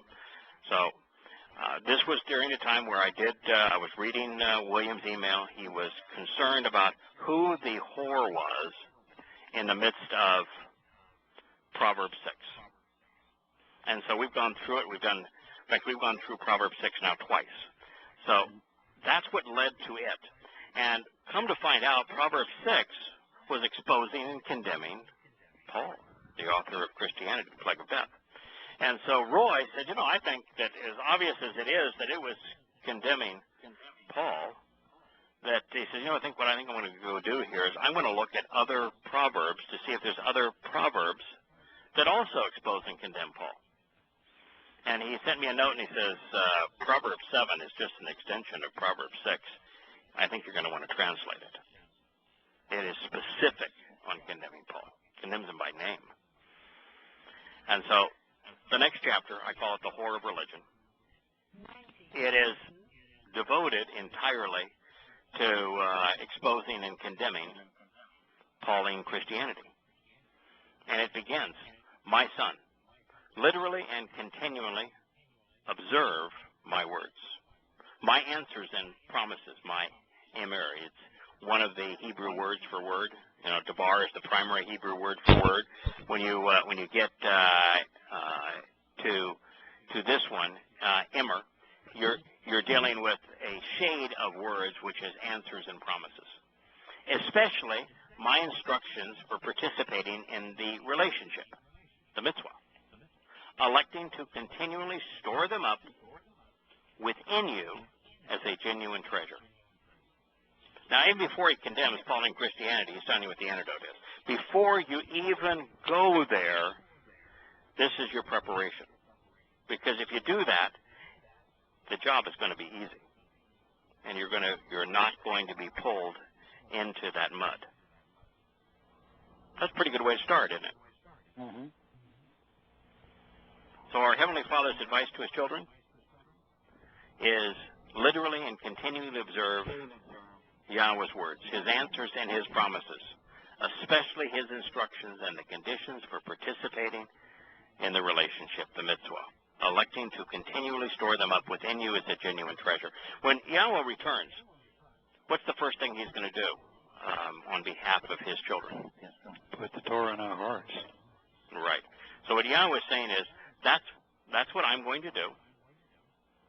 So since I think that's a really good idea, and since because I'm telling you I'm going to do it, would it be reasonable for you to the best of your ability, do this as well? Do this in advance? Absolutely. That's what he's saying right here. Follow my example, even though my example is in the future, not in my future, but in your future. Follow my example. I'm going to write my Torah in your heart. So what might you want to do? Start writing. Start writing, right? And really, since the heart is the seat of judgment, the place you process information, the place where your ambitions and your desires and your judgment all are the seat of all of those things. That's where he wants you to treasure his Torah. Because you do that, it's going to completely influence everything you say, everything you do, everything you know. Change your entire attitude, your perspective. So, a powerful way to start. I guess we can, next week, we will dive into the 7th proverb. It's going to lead us directly to a condemnation of Paul and Pauline Christianity, because that is the ultimate plague of death. And then from there, we're going to dive into the first chapter of Yahowah. There's a chapter's already written and prepared on that. And then the second chapter, which is just so it's so uplifting, of what Yahowah pronouncing that there is light at the end of this tunnel. Yeah, you're in a very dark place, humanity, but that's not where the story ends. No. And as Yahowah talking about building his home and of us going there, it's just a marvelous journey through the first two chapters of Yahowah. So observations next week. Is that where you want to start on? Proverbs 7. We want to finish. Unless you guys have more you want to talk about on Psalm 91, I just say we go right to Proverbs 7. I mean, do we need to wrap it up on the observation show as well, or just let it go there and send them to this? I think send them to this. Okay, that's fine. Yeah, because every place that is offering the recordings of those shows is offering both. Okay. I'm sure Richard will say that in his little information thing there. Yeah. So you guys, are you guys about the process of Pesach or getting close to it? Well, okay, you guys did it last week? I did, well, yeah. I'm doing it April 21st is when I'm doing it. Okay, so. all right. And I did it a while ago now. I asked for a special dispensation, which Yahowah was happy to accommodate. So for the first time ever, I was able to enjoy every aspect. I guess the second time now. I was able to enjoy Pesach with my son down in Texas. So we began it early just because we wanted the father-son experience of doing it together. So mine was some time ago. But it was I would tell you it was the single most enjoyable Pesach that I've ever had, and I did not celebrate it on the right day. I mean, I was absolutely unequivocally early, but never felt better about it. Never enjoyed it more. Let me ask you two quick questions. Next week, which section is the one we're starting on? What's the number?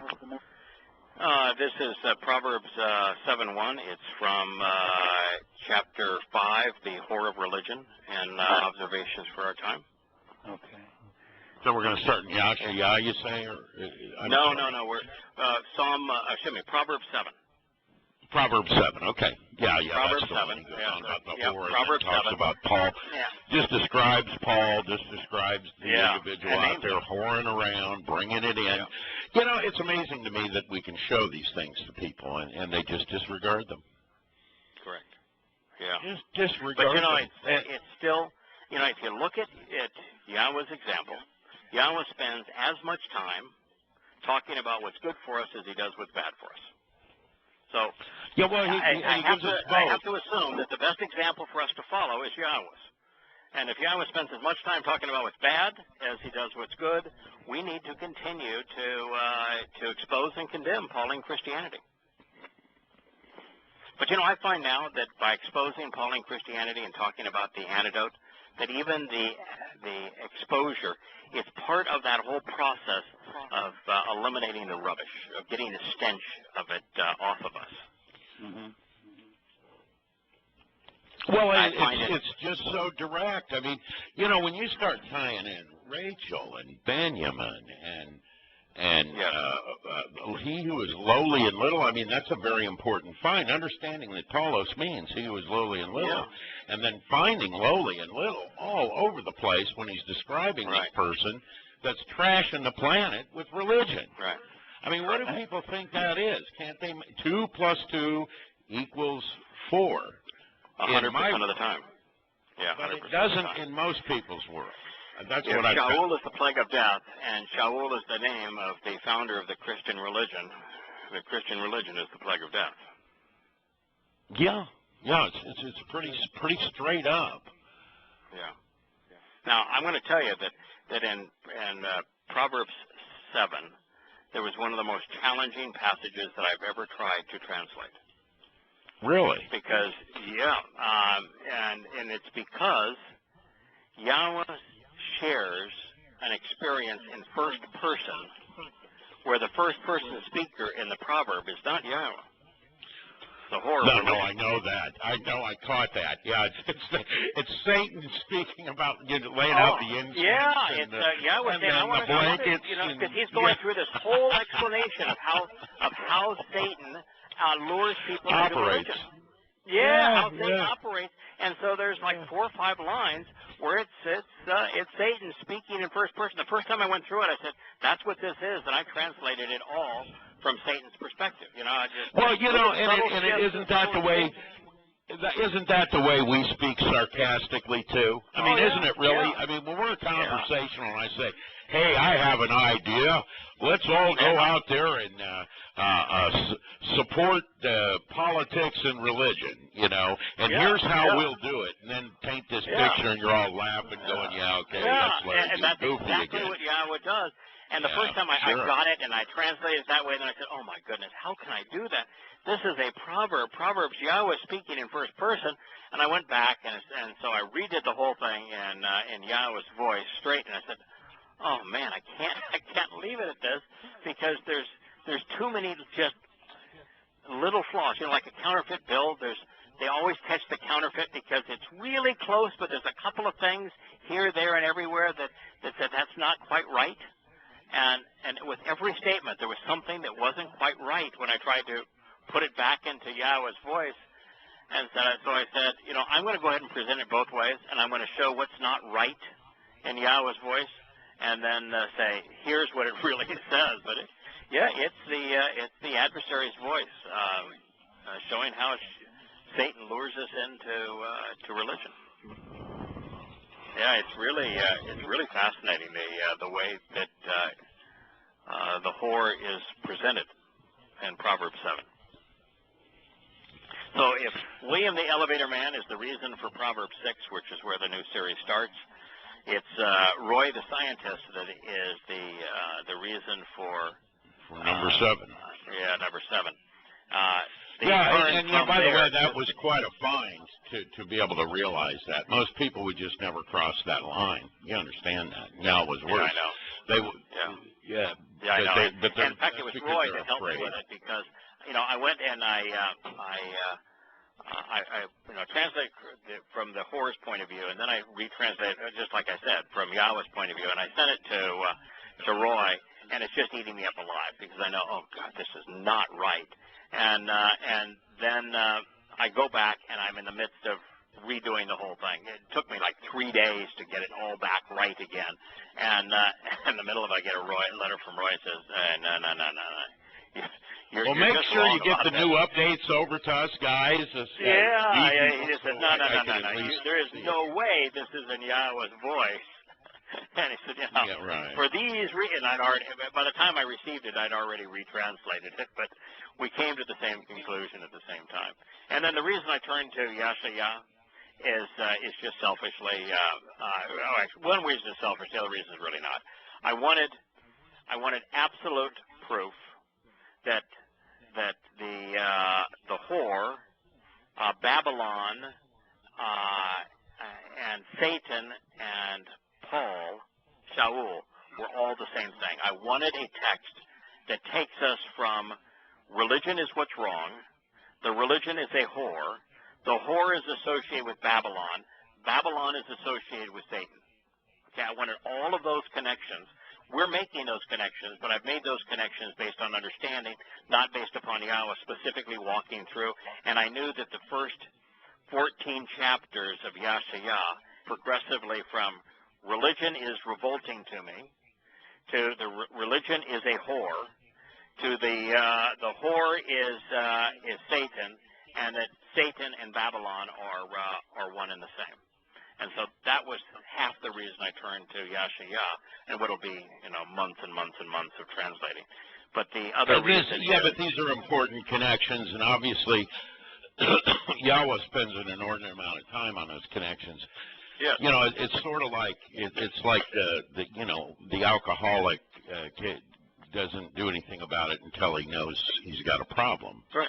Right. And that's the world. That's the problem actually that the world has, is that they're walking around in a delusional state. I can tell you, and I'll bet all of us could agree that the minute you found out that there's only one purpose for anybody in life, as we talked about earlier, you know, sharing the truth, knowing the truth, coming to the truth, embracing the truth, and giving that truth to others, you got light. I mean, you know, I ran around my life politically, militaristically, willing to make a sacrifice.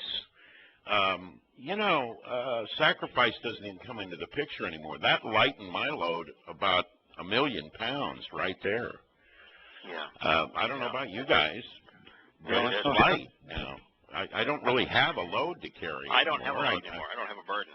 That's why if something is a little bit laborious, I just don't go there. Yeah, there you go. I have to keep running this company no matter what, which is a little laborious. Well, you got to make a living sometimes. Yeah, but you know, I'm pretty well taken care of. Yeah, I'm well taken care of, so I don't have a problem. But I just sit here and I just think to myself, I used to, you know, and think of that confusion. Can you guys remember that confusion? What's my purpose? What am I supposed to be doing? Absolutely. Yeah, what's my purpose in life? Wasn't it hard? Yes. Yeah, it was. Kirk? Particularly when you're being attacked on all sides and you've got people that are nipping at your heels and slandering you and if you were people are a attacking nightmare. and you're so vulnerable. I don't even want to go there with you. Yeah. God, it was just you were pathetic.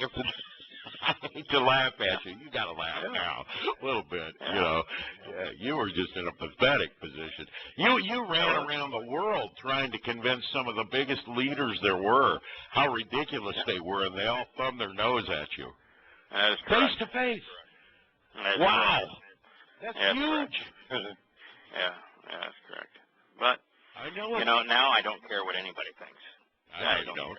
Yeah, that's why I'm laughing about it. If I thought it would hurt you, I used to care. I don't care anymore. But I think that's part of growing with Yahowah, is you go from caring to, you care about different things. I still care greatly. You know, it's like going from knowing to understanding, as you say. I thought about that today. You know, the more we understand, the less we really appreciate. Well, I don't know if we don't appreciate knowledge, as it were. But knowledge for the sake of knowledge doesn't mean much to me anymore. If there's no understanding attached to it, what does it really matter? Yeah. You know, I only like knowledge. I'm having someone in the chat room right now. Yeah, you know, the thing like chasing down what does Zion represent? That Zion and Moriah are one and the same, and that there's 3 places of Moriah that matter. And that Zion is the signs that were posted along that way that direct us not only to the path, but the right way to go on the path. You know, that's knowledge that leads to understanding. Right.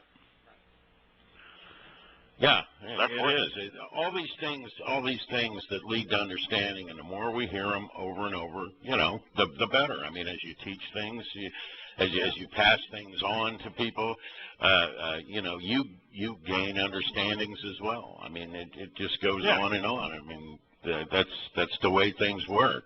They've always worked that way. And knowing that I don't really have a lot to do in this life other than that's important. Is nice to me. I mean, it's really a light load. It just really is.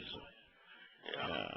In fact, I'm not even sure it is a load. No, I mean, the sacrifice has already been made. I'm not pulling this thing. I'm kind of riding in it. You know, we're not pulling the wagon. We're riding in the wagon. In fact, not only are we riding in the wagon, we got the A number 1 seat. Yeah, there you go. And I'm hearing you, but I'm just saying, my life got light. You know, the headaches went away. You know, when you think you have some big mission, and you're, you know, in this mission, I mean, now, shy of you, JB, the rest of us did believe in God. Is that right, Kirk? You believed in God. Well, I knew he was in there somewhere. I just couldn't find him. Right, and I did too, and I know Craig did too. Yeah. And so we're out there in our everyday life sort of trying to do the godly thing, you know, right, exactly. Which is so stupid, you know, now that I look back, you know. I don't have to. That was the freedom in the Torah that Dode talked about. It's the ultimate freedom. I can be a number one screw-up, and I'm okay. Now I know that. You know, and here even Dode, when he had this, he got everything wrong, and he is sending the sheep to fetch him a cup of water, and then he is counting his sheep because they're going to be defending the shepherd, and he just got it all backwards, and it's embarrassing to Yahowah because Yahowah chose him, and he had a great relationship, and he asked him to shepherd his sheep. So it's embarrassing to God, and God says, there's got to be a consequence of this, and he gives him. It's just what about a 90-day timeout? Just a 90-day timeout. You'll have to duck here and there and flee the bad guys for 90 days, but in the process, maybe you'll do a little thinking about, the job is to be a shepherd. And this idiot chooses a plague and 70,000 people die?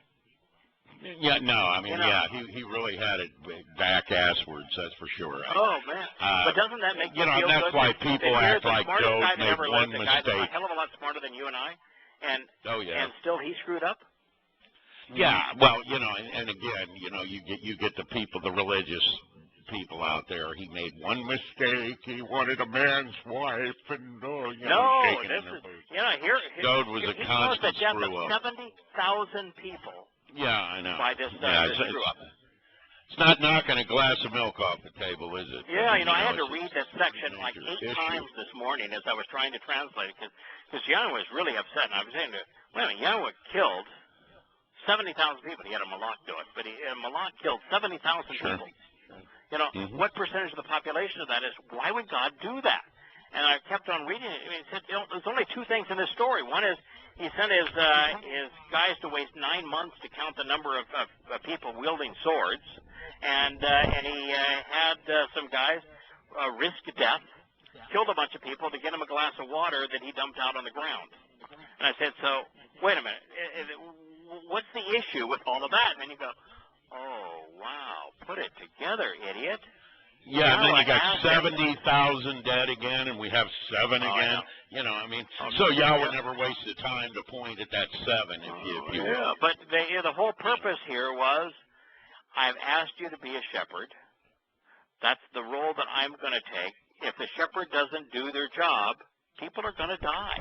If the shepherd's job is to provide water, he leads me to the still waters. Even Dode wrote that. Well, now as Dode is sending out his sheep to get him water, there has to be a consequence when you invert God's plan. When you, rather than being part of the family and shepherding the family, Dode had the family serving him. Yeah, I know. Yeah, he had it backwards. Yeah, got it backwards. This is just the kind of guy Dode could be, and it's the kind of guy everybody can be. And well, can you imagine, your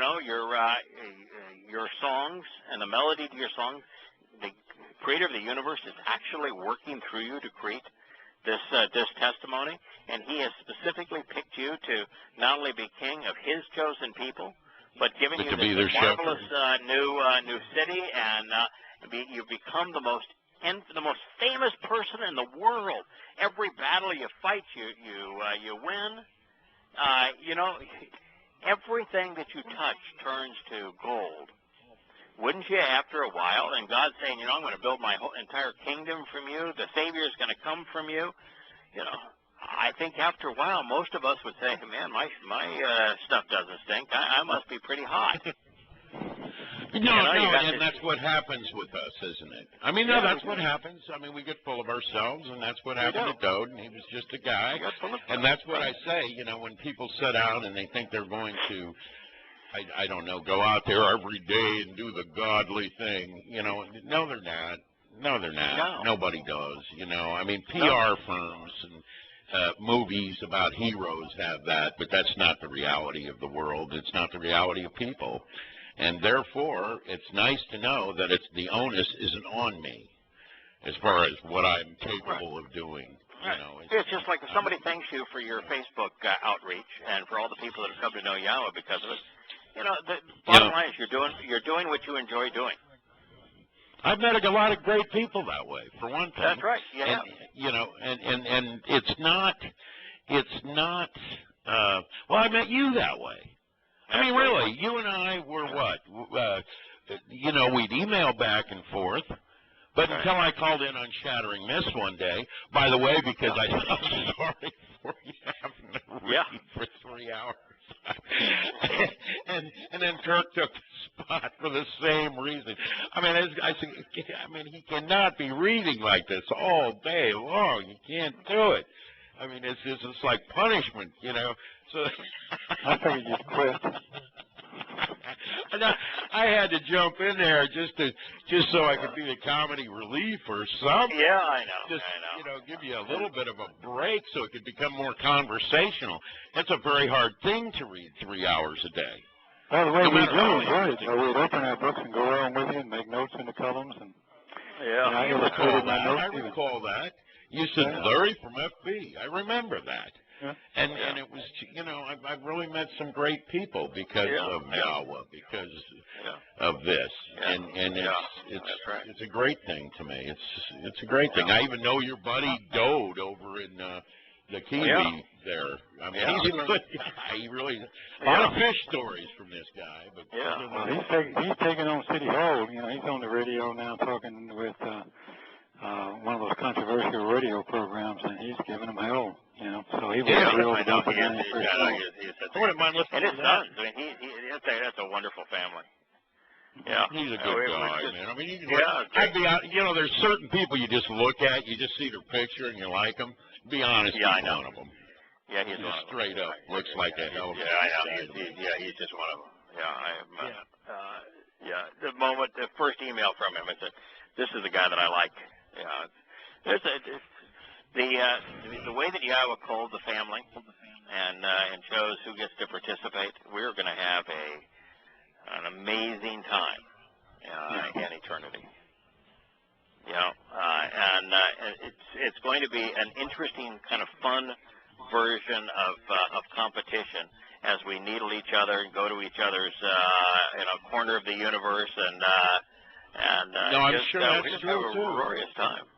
Yeah, well, practical jokes and the whole 9 yards. I mean, I could think of some outrageous jokes I want to do, but I have to say, I mean, it's just, it takes a certain kind of person to go ahead and embrace the truth, and then once you do it, you go, wow, man, was I stupid? I'm one of these guys that, God was everywhere.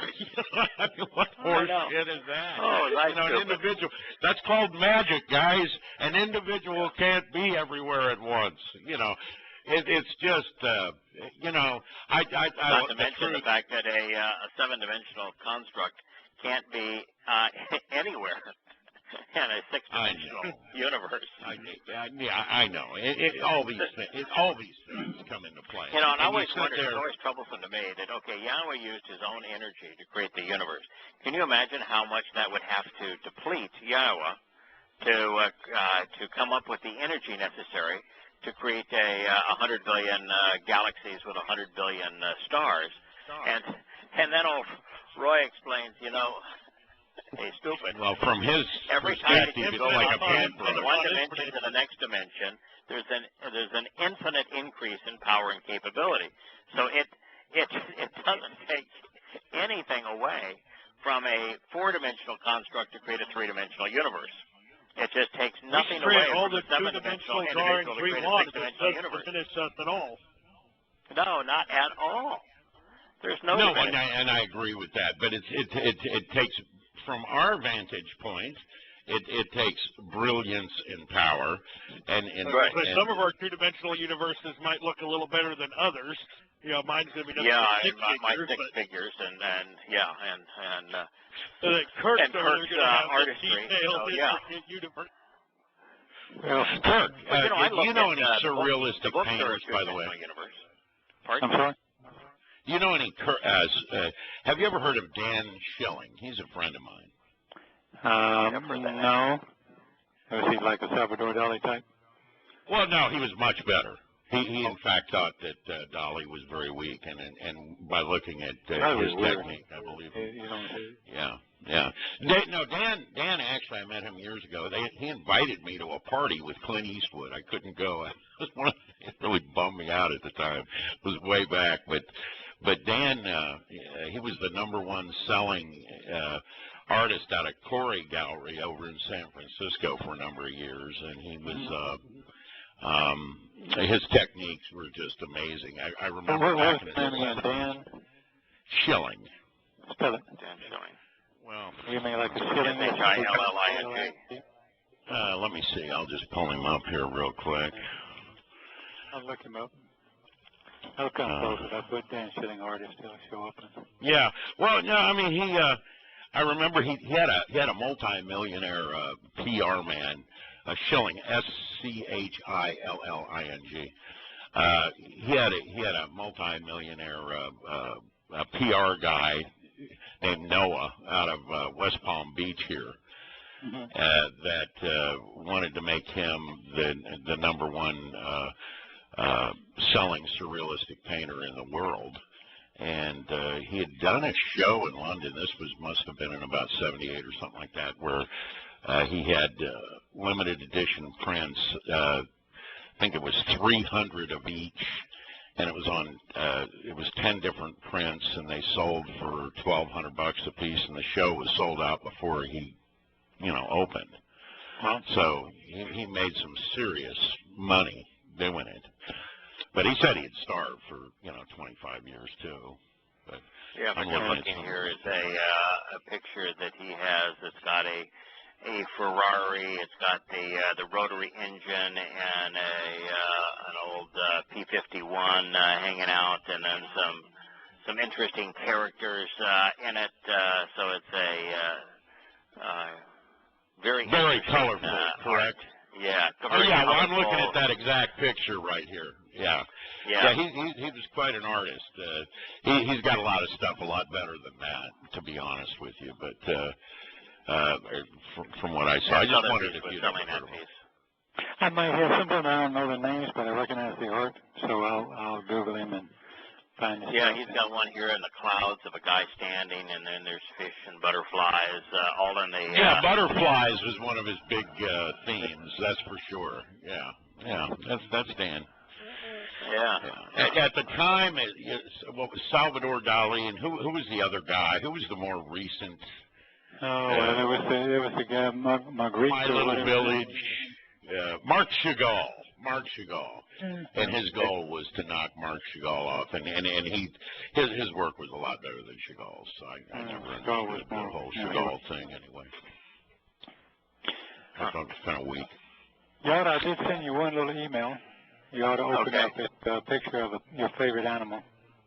But I drew you. I sent it to my friend Roy, and he sent back. Oh, this would be a platypus then. And he gave me the whole scientific jargon on what's it called and where the name comes from, just like Roy would do. Oh, okay.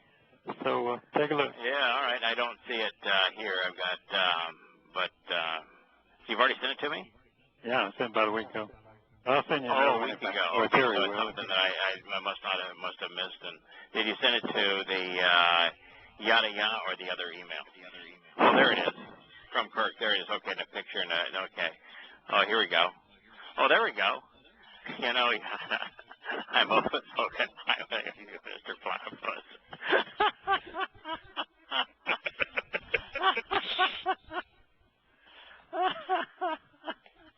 That is a funny-looking creature, isn't it?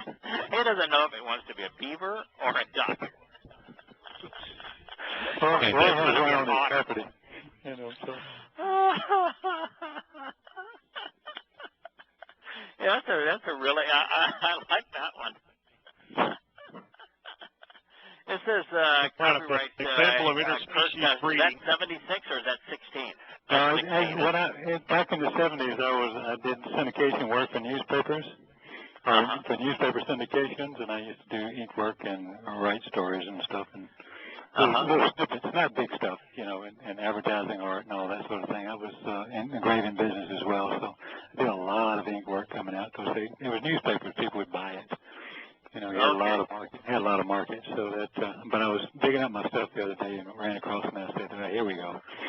Let's see, Drew, this is 76. You know, Yada, I've always spoken highly of you, Mr. Platypus. Thank you, Kirk. I'll make it my screensaver. I'm still going to question Yahowah about the platypus. Yeah, well. All right, fellas. Enjoyed it. Fun Great way to week. spend I'll a see you Shabbat. next week. Okay. Hey, JB. All right. See Bye, you later. y'all. Take care. And Larry. All right. Yeah, good night. Night, y'all. Good night. Bye.